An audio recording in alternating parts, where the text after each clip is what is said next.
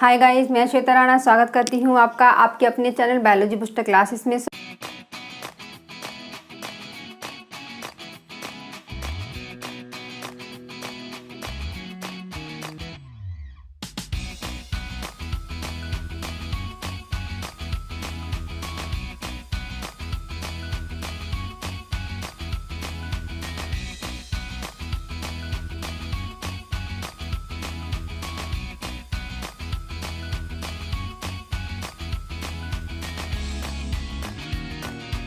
अब देखिए अब जैसे ही इसके अंदर जो है वाटर एंट्री करता है और यहाँ पर सुक्रोज मॉलिक्यूल जो ऑलरेडी यहाँ पर प्रेजेंट हैं वो क्या करेंगे, आने वाले बहाव के साथ क्या करते हैं, मिक्स हो जाते हैं। क्योंकि भी वाटर है, बहुत प्रेशर के साथ आ रहा है, बहुत प्रेशर के साथ आ रहा है, तो एक प्रेशर यहाँ पर क्रिएट होता है, एक प्रेशर यहाँ पर क्रिएट होता है, जिस वजह से सीव ट्यूब में आए हुए सुक्रोज मॉलिक्यूल नीचे की तरफ क्या करने लगते हैं, मूव करने लगते हैं, नीचे की तरफ फ्लो होने लगते हैं। इतनी बात आप लोगों को समझ में है क्या मैंने आप लोगों को बताया? मैंने आप लोगों को बताया कि जब जाइलम बहुत तगड़े प्रेशर से, बहुत तेज प्रेशर से ट्रांसपोर्ट होता है सीव ट्यूब की तरफ, तो सीव ट्यूब में एक प्रेशर क्रिएट होता है, एक प्रेशर क्रिएट होता है, जिस वजह से आए हुए सुक्रोज मॉलिक्यूल क्या करते हैं, आए हुए वाटर फ्लो के साथ क्या कर जाते हैं, सीव ट्यूब में नीचे की तरफ फ्लो हो जाते हैं, नीचे की तरफ मूव कर जाते हैं। तो यहाँ पर एक प्रेशर क्रिएट हुआ जिससे एक फ्लो बना। किसका फ्लो बना? सुक्रोज मॉलिक्यूल का। ठीक है, यहाँ पर एक प्रेशर क्रिएट हुआ किसकी वजह से? H2O मॉलिक्यूल के ट्रांसपोर्ट होने की वजह से, और एक फ्लो बना, एक फ्लो बना किसके लिए? सुक्रोज मॉलिक्यूल के लिए। तो इसी पूरी क्रिया को, इसी पूरे कंसेप्ट को हमने नाम दे दिया pressure flow. Is that clear? क्या समझा आप लोगों ने कि जब H2O के जो मॉलिक्यूल्स हैं जब वो जाइलम से सीव ट्यूब में ट्रांसपोर्ट होते हैं तो वो एक प्रेशर के थ्रू ट्रांसपोर्ट होते हैं, क्योंकि ऑस्मोसिस का प्रोसेस हो रहा है तो एक प्रेशर तो लगेगा ही। क्योंकि हमने पढ़ा है ना कि मास फ्लो या बल्क फ्लो में हमेशा वाटर का ट्रांसपोर्टेशन होता है। तो वाटर नदी की तरह बहता आ रहा है, सीव ट्यूब में आ रहा है, और सीव ट्यूब में क्या प्रेजेंट है? सीव ट्यूब में सुक्रोज के मॉलिक्यूल प्रेजेंट है, राइट। अब जब एक प्रेशर के साथ आ रहा है, एक प्रेशर के साथ जब वाटर एंट्री करता है सीव ट्यूब के अंदर, तो उसमें एक फ्लो बनता है, जिससे जो सुक्रोज मॉलिक्यूल्स होते हैं वो नीचे की तरफ आए हुए वाटर प्रेशर के साथ क्या करते हैं, नीचे की तरफ मूव करने लगते हैं। तो यहाँ पर जो फ्लो लगता है उसे ही हम क्या कहते हैं बच्चों? उसे ही हम क्या कहते हैं? उसे ही हम कहते हैं प्रेशर फ्लो। Pressure flow. देखिए यहाँ पे समझने की कोशिश कीजिए कि यहाँ पर H2O के मॉलिक्यूल के ट्रांसपोर्टेशन के बाद H2O के साथ ही जो H2O की धारा आती है, जो फ्लो आता है, उसी के प्रेशर की वजह से जो सुक्रोज के मॉलिक्यूल होते हैं वो क्या करने लगते हैं, नीचे की तरफ मूव करने लगते हैं, नीचे की तरफ मूव करने लगते हैं। इतनी बात आप लोगों को समझ में आई? तो देखिए, जब भी मैंने आप लोगों को हमेशा आप लोगों को बताया है कि यदि हम सेपरेटली मॉलिक्यूल के ट्रांसपोर्टेशन की बात कर रहे हैं तो हम सिंपल लैंग्वेज में बोल देते हैं कि H2O के मॉलिक्यूल का ट्रांसपोर्टेशन हो रहा है या सुक्रोज के मॉलिक्यूल का ट्रांसपोर्टेशन हो रहा है। लेकिन यदि हम mixture of mineral molecule and H2O molecule की बात करते हैं तो हमेशा कौन सा टर्म यूज़ करते हैं? सैप यूज़ करते हैं। तो वही चीज़ मैं आप लोगों को यहाँ बताना चाहूँगी कि जैसे ही H2O का जो मॉलिक्यूल है वो जाइलम से सीव ट्यूब ऑफ फ्लोएम में एंट्री करता है, तो जो सैप होता है वो फ्लोएम की सीव ट्यूब में ऊपर से नीचे की तरफ क्या करने लगता है, मूव करने लगता है। इतनी बात आप लोगों को समझ में आई? किसी को कोई दिक्कत है? देखिए यहाँ पे आप खुद देख सकते हैं कि यहाँ पर क्या है, यहाँ पर क्या है, यहाँ पर सुक्रोज का ट्रांसपोर्टेशन होता जा रहा है कंपेनियन सेल से। अब यहाँ पर ऊपर के एरिया में जो ट्रांसपोर्टेशन होता जा रहा है तो जो सुक्रोज की मॉलिक्यूल है वो कलेक्ट होते जा रहे हैं। अब यहाँ पर एकदम तुरंत ही तेज धारा किसकी आई? फ्लो किसका आया? वाटर का आया। और यहाँ पर क्या है? सुक्रोज मॉलिक्यूल है। तो यहीं पर जब वाटर एंट्री कर लेता है तो ये क्या करता है, सुक्रोज मॉलिक्यूल क्या करते हैं, इसी के साथ फ्लो में बह जाते हैं। इससे प्रेशर क्रिएट होता है वाटर की सहायता से और ये फ्लो में बह जाते हैं नीचे की तरफ। इसे ही हम क्या कहते हैं? इसे ही हम कहते हैं प्रेशर फ्लो। Pressure flow. इतनी बात आप लोगों को समझ में आई? तो नीचे की तरफ जो ये सैप होता है या जो H2O और जो सुक्रोज मॉलिक्यूल होते हैं वो सीव ट्यूब में ऊपर से नीचे की तरफ मूव कर जाते हैं, ऊपर से नीचे की तरफ मूव कर जाते हैं due to the presence of pressure flow. इतनी बात आप लोगों को समझ में आई है। अब देखिए इसे आप दूसरे तरीके से भी समझ सकते हैं। अब आपके दिमाग में क्वेश्चन आ रहा होगा कि सुक्रोज के मॉलिक्यूल क्या नीचे ऊपर से नीचे की तरफ ही क्यों आ रहे हैं? तो बच्चों मेरे इसलिए आ रहे हैं क्योंकि यहाँ पर ऑस्मोसिस का प्रोसेस हो रहा है, तो ऑस्मोटिक प्रेशर भी लगता है, और ऑस्मोटिक प्रेशर हमेशा डिपेंड करता है सॉल्यूट की कॉन्सेंट्रेशन पर, राइट। सॉल्यूट की कॉन्सेंट्रेशन जितना होता है ऑस्मोटिक प्रेशर हमें उतना ही लगाना पड़ता है, और सॉल्यूट हमेशा हाई ऑस्मोटिक प्रेशर से लो ऑस्मोटिक प्रेशर की तरफ मूव करते हैं, ठीक है। जो सॉल्यूट होते हैं वो हमेशा हाई ऑस्मोटिक प्रेशर से लो ऑस्मोटिक प्रेशर की तरफ मूव करते हैं। अब हम यहाँ पर देख रहे हैं सीव ट्यूब के अपर पोर्शन पर जो ऑस्मोटिक प्रेशर है वो इंक्रीज होता है। यहाँ मैं लिख देती हूँ। यहाँ हमने क्या चीज़ें जानी है, यहाँ हमने चीज़ें जानी है कि सीव ट्यूब के अपर पोर्शन पर जो ऑस्मोटिक प्रेशर होता है, प्रेशर होता है वो क्या होता है बच्चों? इंक्रीज होता है। क्यों? क्योंकि यहाँ पर जो सॉल्यूट की कॉन्सेंट्रेशन है वो भी तो ज़्यादा है, तो हमें ऑस्मोसिस का प्रोसेस हमें दिख रहा है, साफ साफ हो रहा है, H2O का ट्रांसपोर्टेशन हो रहा है, तो हमें हमेशा उतने ही ऑस्मोटिक प्रेशर की ज़रूरत पड़ती है जितनी कॉन्सेंट्रेशन ऑफ सॉल्यूट होती है। ये तो चीज़ें हम लोगों ने पढ़ी है ना। अब यहाँ पर हमें दिख रही है सुक्रोज मॉलिक्यूल की या सॉल्यूट की जो कॉन्सेंट्रेशन है ज़्यादा है, तो हमें ऑस्मोटिक प्रेशर भी यहाँ पर ज़्यादा लगाना पड़ेगा। और नीचे की तरफ हम देख सकते हैं कि यहाँ पर सुक्रोज मॉलिक्यूल की कॉन्सेंट्रेशन कम है, तो यहाँ पर ऑस्मोटिक प्रेशर क्या है? कम लगेगा। तो यदि हम लोअर पोर्शन की बात करते हैं तो यहाँ पर जो ऑस्मोटिक प्रेशर होता है वो बच्चों कम होता है, जिस वजह से क्योंकि सॉल्यूट की कॉन्सेंट्रेशन यहाँ पर कम होती है। तो हमेशा जो ट्रांसपोर्टेशन का प्रोसेस होता है, जो सैप के ट्रांसपोर्टेशन का प्रोसेस होता है या जो वाटर के ट्रांसपोर्टेशन का प्रोसेस होता है, वो कहाँ से कहाँ की तरफ होता है? वो होता है हाई ऑस्मोटिक प्रेशर से लो ऑस्मोटिक प्रेशर की तरफ। ये चीज़ें तो हम लोगों ने पढ़ी है ना। तो सीव ट्यूब में आप देख सकते हैं कि अपर पोर्शन पर जो सुक्रोज मॉलिक्यूल हैं, जो सॉल्यूट मॉलिक्यूल्स हैं, उनकी कॉन्सेंट्रेशन ज़्यादा है, जिस वजह से आया हुआ जो वाटर है वो कहाँ से कहाँ की तरफ जाता है? ऊपर से नीचे की तरफ जाता है। क्यों? क्योंकि यहाँ पर जो ऑस्मोटिक प्रेशर लग रहा है वो अपर पोर्शन पर ज़्यादा होता है और लोअर पोर्शन पर कम होता है। और हम जानते हैं कि जो H2O का जो ट्रांसपोर्टेशन है वो हमेशा हाई ऑस्मोटिक प्रेशर से लो ऑस्मोटिक प्रेशर की तरफ होता है, या सॉल्यूट के जो ट्रांसपोर्टेशन है, मिनरल का जो ट्रांसपोर्टेशन है वो हाई ऑस्मोटिक प्रेशर से लो ऑस्मोटिक प्रेशर की तरफ होता है। इतनी चीज़ें आप लोगों को क्लियर हैं? यहाँ पर किसी को कोई डाउट, यहाँ पर कोई चीज़ समझ नहीं आ रही है तो मैं अभी थोड़ा दोबारा रिपीट करूँगी, लेकिन अभी हम थोड़ा एक बार सब चीज़ें देख लेते हैं। तो यहाँ पर एक ओवरऑल यदि हम चीज़ें लिख लेते हैं तो हमने क्या क्या चीज़ें लिख ली हैं, ये सब चीज़ें मैं रफ कर देती हूँ, ठीक है। रफ कर रही हूँ क्योंकि ये चीज़ें मैं आप लोगों को बता चुकी हूँ, तो ये चीज़ मैं आप लोगों को रफ कर देती हूँ। तो बेसिकली जो चीज़ें हमने यहाँ पर सीखी, ठीक है, बेसिकली अभी तक जो हमने चीज़ें सीखी हैं, अभी तक हमने किन की चीज़ों के बारे में बात कर लिया है? अभी तक हमने बात कर लिया है बच्चों वाटर पोटेंशियल के बारे में, वाटर पोटेंशियल की हमने बात कर ली है, ठीक। एक हमने बात कर ली है ऑस्मोटिक प्रेशर की, एक हमने बात कर ली है बच्चों ऑस्मोटिक प्रेशर की, और हमने बात कर ली है, किसकी दिख रही है आप लोगों को? एक हमने बात कर ली है हाइपरटोनिक सॉल्यूशन की, और कुछ दिख रहा है? और as well as pressure flow की, ठीक है। प्रेशर फ्लो को हम मास फ्लो भी कहते हैं, मास फ्लो, क्योंकि आप लोगों को पहले ही लेक्चर में मैंने आप लोगों को बताया था कि हमेशा जो वाटर ट्रांसपोर्टेशन होता है वो बल्क फ्लो या मास फ्लो में होता है, एक नदी के बहाव की तरह होता है। अपने साथ जितनी भी चीज़ें होंगी सबको लेके बहाता हुआ चलेगा, चाहे चीज़ों की मर्जी हो चाहे ना हो, चाहे चीज़ें उसके अंदर सॉल्युबल हो चाहे इनसॉल्युबल हो। तो यहाँ पे सीव ट्यूब में वही ना कंडीशन हो रही है कि वाटर ट्रांसपोर्टेशन आया, मास फ्लो बल्क फ्लो में आया। अब यहाँ पर सुक्रोज की मर्जी हो चाहे ना हो, वो अपने साथ सुक्रोज मॉलिक्यूल को लेकर जाएगा ही जाएगा। तो जब वो जो वाटर है जब वो जाइलम से फ्लोएम में एंट्री कर लेता है तो यहाँ पर ऑलरेडी जो सुक्रोज मॉलिक्यूल प्रेजेंट होते हैं उनका तो मन नहीं करता कि मैं तो न जाने वाला, लेकिन वाटर क्या कहता है? मैं तो आया हूँ, तुझे अपने साथ लेकर जाऊँगा ही जाऊँगा, तू चाहे चल तू चाहे ना चल। तो हमेशा जो वाटर होते हैं, जो वाटर का ट्रांसपोर्टेशन होता है वो मास फ्लो में होता है, बल्क फ्लो में होता है। ये चीज़ हम पहले भी पढ़ चुके हैं। तो इतनी चीज़ें जो है अब तक की जो है थ्योरी में हम लोगों ने पढ़ ली है। वाटर पोटेंशियल के बारे में हमने सबसे पहले डिस्कस किया था कि सीव ट्यूब में जो वाटर पोटेंशियल है वो बच्चों कम होता है, कैसा होता है, कम होता है।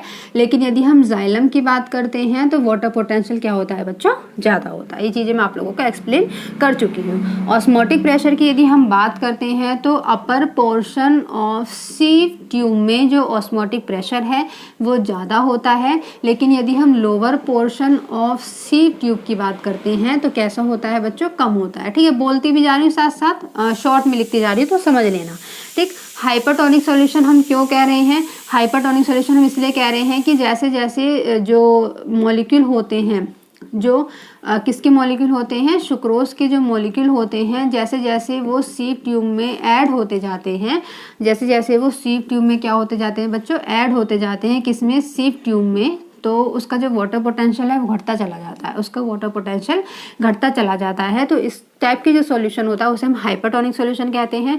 प्रेशर फ्लो किसके द्वारा लगता है, वाटर के द्वारा लगता है। हमेशा ध्यान रखना, जो वाटर किसके द्वारा ट्रांसपोर्ट होता है, जाइलम से ट्रांसपोर्ट होता है, किसमें, सीव ट्यूब में। सीव ट्यूब में जो वाटर ट्रांसपोर्ट होता है उसके द्वारा एक प्रेशर लगता है, एक फ्लो लगता है, उसे ही हम बोलते हैं प्रेशर फ्लो। और इसी फ्लो के साथ जो सुक्रोज मॉलिक्यूल होते हैं, जो सुक्रोज मॉलिक्यूल होते हैं वो, और जो वाटर होता है उसके मॉलिक्यूल, दोनों ही क्या कर जाते हैं, नीचे की तरफ मूव कर जाते हैं। तो यहाँ पर हम लिख सकते हैं डाउनवर्ड मूवमेंट। ठीक है बच्चों, इतनी बात आप लोगों को समझ में आई, यहाँ तक की चीज़ें क्लियर है। आगे चले, अभी और भी है। ठीक है, अभी और भी बहुत चीज़ें हम लोगों को समझनी है। ठीक, अब देखिए अब मैंने आप लोगों को बताया था कि हमेशा मिनरल का जो ट्रांसपोर्टेशन होता है हमेशा एक्टिवली होगा, और वाटर का जो ट्रांसपोर्टेशन होता है वो हमेशा पैसिवली होगा। तो वाटर के ट्रांसपोर्टेशन तो कहाँ से कहाँ की तरफ हो रहा है, जाइलम से सीव ट्यूब की तरफ हो रहा है, तो ये पैसिवली हो रहा है, हम लोग देख चुके हैं, ऑस्मोसिस के प्रोसेस के थ्रू हो रहा है। लेकिन अब हमें इस डायग्राम में ये समझना है कि एक्टिवली ट्रांसपोर्टेशन ऑफ मिनरल कहाँ कहाँ हो रहा है। तो अब हमें डायग्राम में ये समझना है कि एक्टिवली ट्रांसपोर्टेशन ऑफ मिनरल जो है वो कहाँ कहाँ हो रहा है। तो ध्यान से जो है देखते जाइएगा, चीज़ें समझनी बहुत ज़रूरी हैं। यदि चीज़ों को आप नहीं समझोगे तो आपको कुछ समझ नहीं आएगा। ठीक है, अब ये चीज़ मैं यहाँ पर रब कर दे रही हूँ क्योंकि मुझे लिखना है, डायग्राम को मैं नहीं कर सकती हूँ क्योंकि यहाँ पर अभी आप लोगों को समझाने की ज़रूरत पड़ेगी। ठीक है, चलिए बच्चों देखिए, दो चीज़ें आप लोगों को याद रखनी है। एक तो याद रखना है अनलोडिंग, पहले हम बात करेंगे अपलोडिंग की।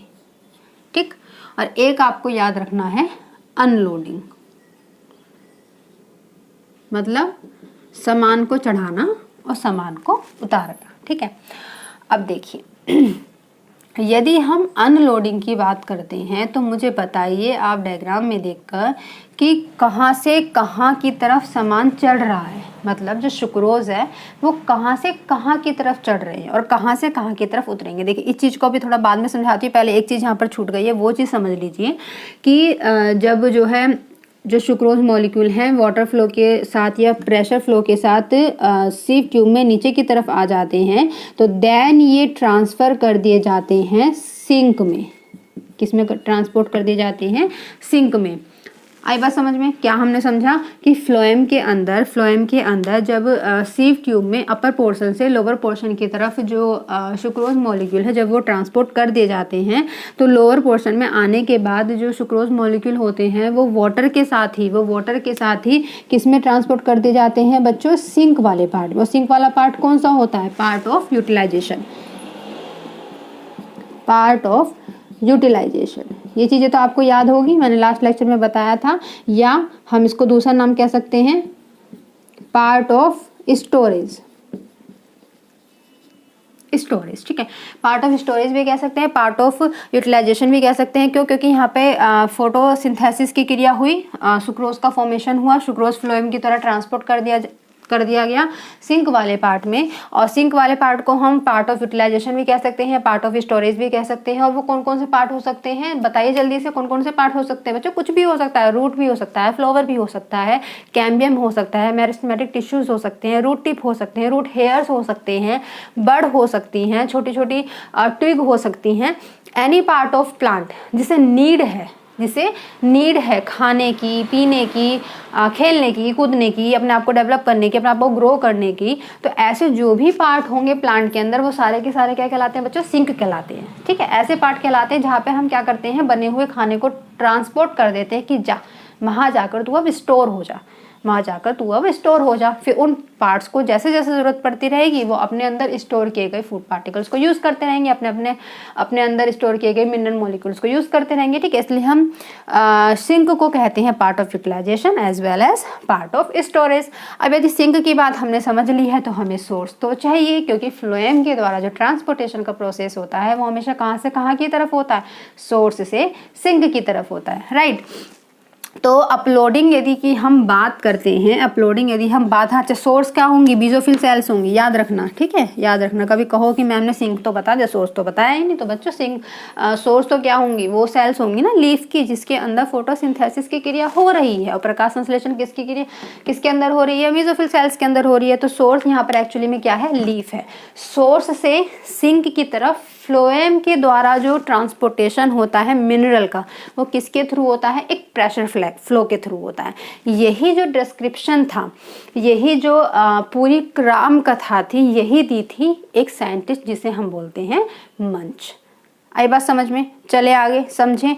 अब मैंने आप लोगों को बताया है कि इस पूरे प्रोसेस में हमें ये चीज़ देखनी है कि कहाँ से कहाँ की तरफ जो चीज़ है उसे हम लाद रहे हैं और कहाँ से कहाँ की तरफ हम जो चीज़ है वो उतार रहे हैं। ठीक है, अब लाद कहाँ से कहाँ की तरफ रहे हैं भी? देखिए यहाँ पर मेसोफिल सेल में क्या है, किसका फॉर्मेशन हुआ? सुक्रोज का फॉर्मेशन हुआ। सुक्रोज की हम डायरेक्ट बात करते हैं, सुक्रोज का फॉर्मेशन हुआ। तो सुक्रोज कहाँ से कहाँ की तरफ लादा गया? वो कंपेनियन सेल से सीव ट्यूब की तरफ लादा गया। यानी कि यदि हम अपलोडिंग की बात करते हैं तो हम कैसे कह सकते हैं? Companion cells to sieve tube.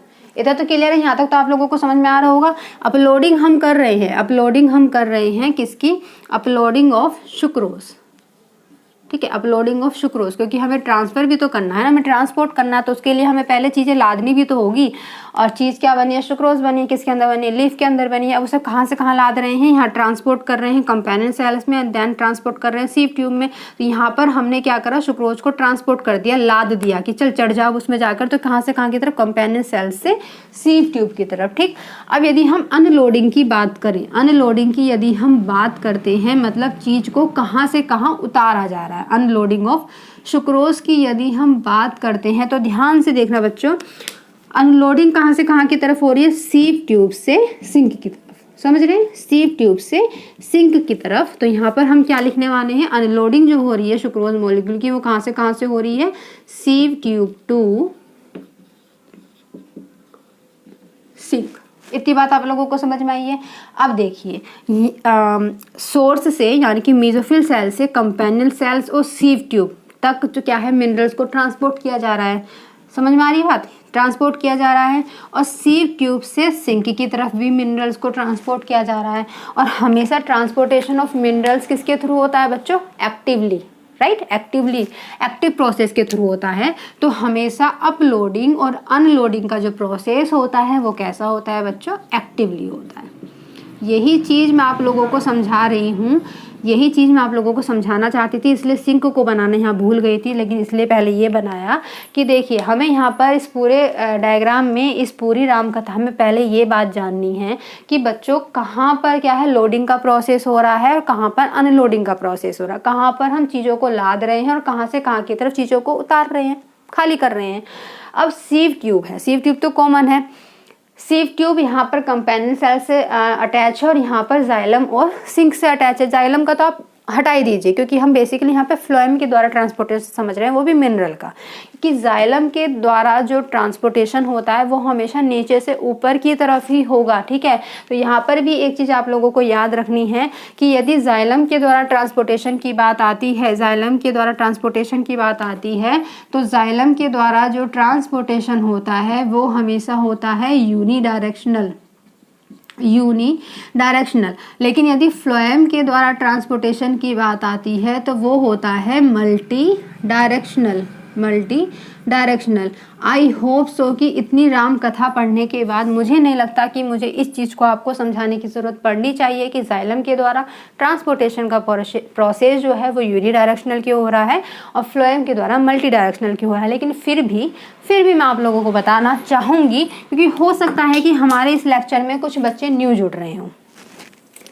हो सकता है हमारे इस लेक्चर में कुछ बच्चे न्यू जुड़ रहे हों और उन्होंने हमारे पहले के लेक्चर ना देखे हों, तो उनके लिए मैं चीज़ यहाँ पर एक्सप्लेन कर देना चाहूँगी कि जाइलम के द्वारा यूनी डायरेक्शनल इसलिए होता है मेरे बच्चों, क्योंकि जाइलम के द्वारा जो हमेशा ट्रांसपोर्टेशन होता है वो डाउनवर्ड टू अपवर्ड होता है, डाउनवर्ड टू अपवर्ड। ठीक है, हमेशा जाइलम जो वर्क करता है वो हमेशा नीचे से ऊपर की तरफ ही करेगा, वो नीचे से ऊपर की तरफ ही वर्क करेगा। वो ऐसा नहीं कर सकता है कि नीचे ही नीचे दाएं से बाएं कर दे, नहीं, वो हमेशा नीचे से ऊपर की तरफ ही वर्क करेगा। जैसे ही वो नीचे से ऊपर की तरफ रूट से स्टेम की तरफ वर्क करता है जाइलम, ठीक है, मिनरल और वाटर को ट्रांसपोर्ट करने के लिए, तो वो हमेशा यूनी डायरेक्शनल होगा। ठीक है, ऊपर जाने के बाद एरियल पार्ट ऑफ प्लांट में जाने के बाद जाकर ही ना उसके डायरेक्शन डिवाइड होती हैं, किसकी, मिनरल और वाटर की, राइट। तो वहाँ पर जाकर जो वर्क करता है वो करता है फ्लोएम। इस वजह से फ्लोएम का जो ट्रांसपोर्टेशन होता है वो मल्टी डायरेक्शनल होता है। क्यों? कि फ्लोएम लीफ से लीफ में भी ट्रांसपोर्टेशन करता है, लीफ से रूट की तरफ भी ट्रांसपोर्टेशन करता है, ठीक, लीफ से फ्लावर की तरफ भी ट्रांसपोर्टेशन करता है, ऊपर वाली लीफ से नीचे वाली लीफ में, नीचे वाली लीफ से ऊपर वाली लीफ में भी ट्रांसपोर्टेशन करता है।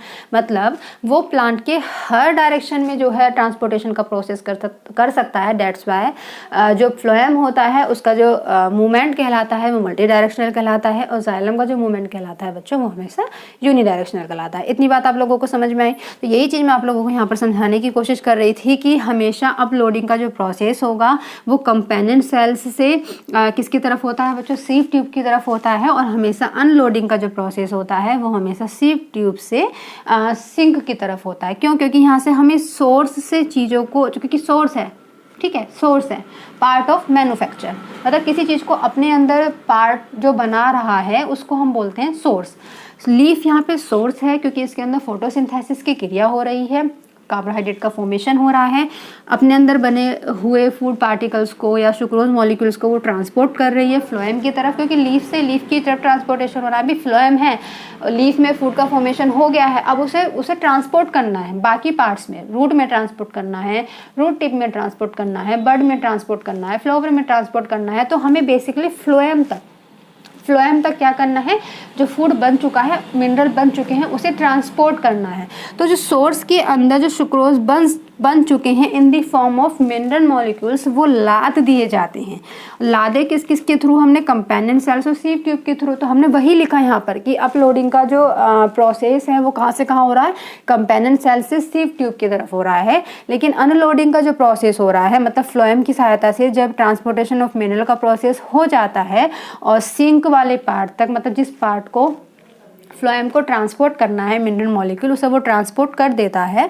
तो ये जो प्रोसेस हो रहा है वो अनलोडिंग कहलाता है। तो अनलोडिंग का जो प्रोसेस है कहाँ से कहाँ की तरफ होता है, सीव ट्यूब से सिंक की तरफ हो रहा है। और हमने देखा है कि अपलोडिंग और अनलोडिंग दोनों में ही मिनरल मॉलिक्यूल्स का ट्रांसपोर्टेशन हम पढ़ रहे हैं, और वी नो डैट कि मिनरल मॉलिक्यूल्स हमेशा ट्रांसपोर्ट होते हैं एक्टिवली। तो हम कह सकते हैं कि अपलोडिंग और अनलोडिंग दोनों ही प्रोसेस कैसे होते हैं, एक्टिवली होते हैं। केवल कौन सा प्रोसेस पैसिवली होगा, ट्रांसपोर्टेशन ऑफ H2O।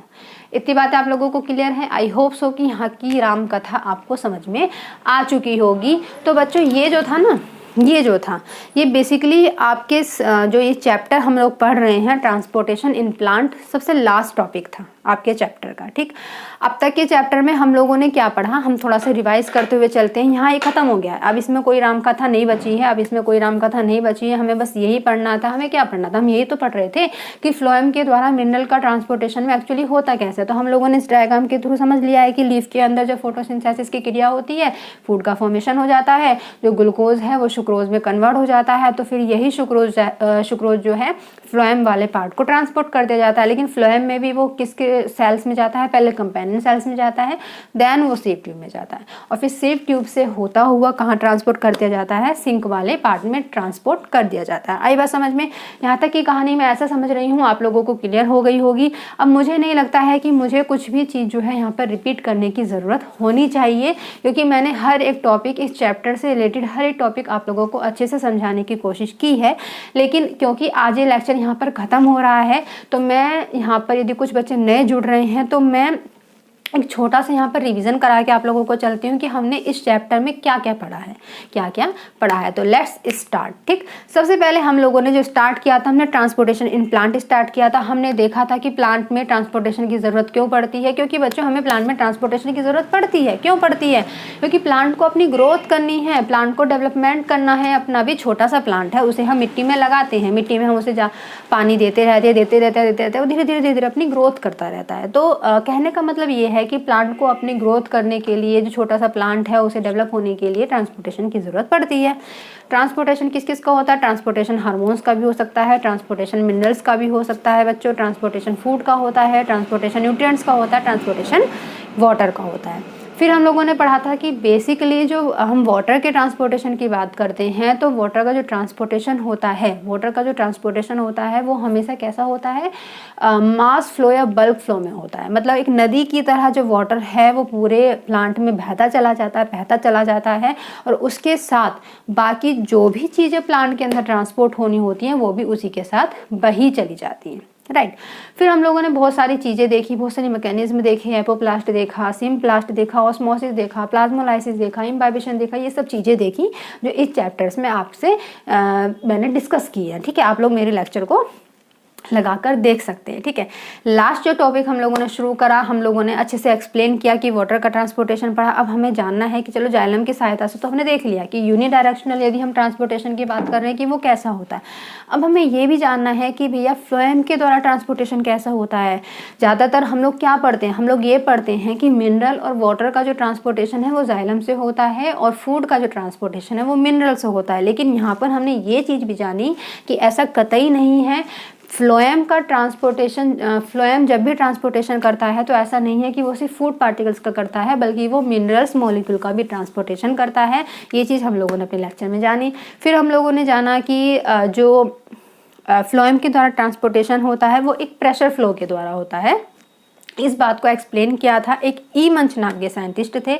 इन्होंने अपनी एक हाइपोथेसिस दी जिसे हमने कहा प्रेशर फ्लो हाइपोथेसिस या मास फ्लो हाइपोथेसिस। ठीक है, ये जो पूरी राम कथा है ये मंच ने ही दी थी कि भैया सोर्स से सिंक की तरफ हमेशा जो फ्लोएम है वो ट्रांसपोर्टेशन का प्रोसेस करता है। सोर्स हम कहते हैं पार्ट ऑफ मैन्युफैक्चर, जहाँ पे फोटोसिंथेसिस की क्रिया होती है, फूड का फॉर्मेशन होता है।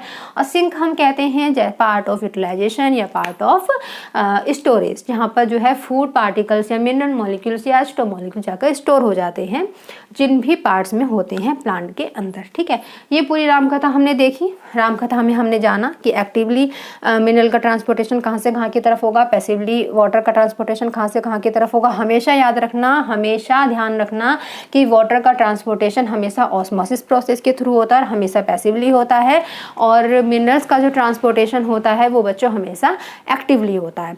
Is that clear? ठीक, अब यहाँ पर हम थोड़ी सी बात ये और जान लेते हैं कि जो फ्लोएम है वो क्या क्या चीज़ें जो है ट्रांसपोर्ट कर सकता है। तो जो हमारा फ्लोएम होता है, यहाँ पे मैं लिख देती हूँ, इस चीज़ को आप लोग नोट कर लेना कि यदि हम फ्लोएम के द्वारा ट्रांसपोर्टेशन की बात करते हैं कि फ्लोएम कौन कौन से मॉलिक्यूल्स को ट्रांसपोर्ट कर सकता है, तो एक तो ये रिड्यूस शुगर को ट्रांसपोर्ट कर सकता है। ठीक है, अभी हमने देखा सुक्रोज। ठीक, और एग्जाम्पल लिख सकते हैं आप सुक्रोज, अभी देखा ना हम लोगों ने, पढ़ा ना राम कथा में पूरा। और अदर मॉलिक्यूल ऑफ शुगर को भी ट्रांसपोर्ट कर सकता है, शुगर को भी ट्रांसपोर्ट कर सकता है। इसके अलावा ऑर्गेनिक जो मिनरल मॉलिक्यूल होते हैं उनको भी ट्रांसपोर्ट कर सकता है। और हॉर्मोन्स, ठीक है, हॉर्मोन्स को ट्रांसपोर्ट कर सकता है। ये जो फ्लोएम है, फ्लोएम के अंदर इन चीज़ों को प्लांट के अंदर ट्रांसपोर्ट करने की कैपेसिटी होती है, ठीक है। फिर हमने यहाँ पर जाना है कि एक ऑस्मोटिक प्रेशर अप्लाई होता है जब भी प्रेशर फ्लो का जो है मैकेनिज्म होता है फ्लोएम के द्वारा। तो ऑस्मोटिक प्रेशर कहाँ से कहाँ अप्लाई होता है, सोर्स से सिंक की तरफ अप्लाई होता है। अभी ये सोर्स ही तो हैं, ये कंपेनियन सेल्स हैं, ये मेसोफिल सेल्स हैं, ये सब सोर्स ही हैं। यहाँ पर हम चीज़ों को लाद रहे हैं, बनी हुई चीज़ों को ट्रांसपोर्ट कर रहे हैं। तो सोर्स से सिंक की तरफ जो है प्रेशर अप्लाई होता है, ऑस्मोटिक प्रेशर अप्लाई होता है, जिससे जो फ्लोएम है वो मिनरल मॉलिक्यूल्स को ट्रांसपोर्ट करते हैं सोर्स से सिंक की तरफ। आई होप सो बच्चों कि आपको ये जो चैप्टर है आप लोगों को बहुत अच्छे से समझ में आ गया होगा। आप इस चैप्टर से रिलेटेड मेरे लेक्चर्स को देखिए। किसी भी बच्चे को किसी भी लेक्चर में कोई भी दिक्कत है तो आप मुझे कमेंट सेक्शन में कमेंट करके बताइए। यदि आपको ज़रूरत पड़ेगी तो मैं टॉपिक को रिपीट ज़रूर करूँगी आप लोगों के लिए, लेकिन इसके लिए ज़रूरी है कि आप लोग मेरे लेक्चर को देखिए। आज का लेक्चर हम यहीं ख़त्म करते हैं, मिलेंगे नेक्स्ट लेक्चर में नेक्स्ट लेसन के साथ, ठीक है, नेक्स्ट चैप्टर के साथ। जो आपका चैप्टर क्या है, आई थिंक मिनरल है, ठीक है ना, मिनरल से रिलेटेड चैप्टर है आपका। उस चैप्टर से रिलेटेड हम लोग बात करेंगे नेक्स्ट लेक्चर में। तब तक के लिए सेफ रहिए, सुरक्षित रहिए, अपना ध्यान रखिए, एग्ज़ाम की तैयारी करते रहिए। वीडियो यदि पसंद आए तो please please please like, share and subscribe करना ना भूलिए। वीडियो को देखने के लिए thank you so much and best of luck.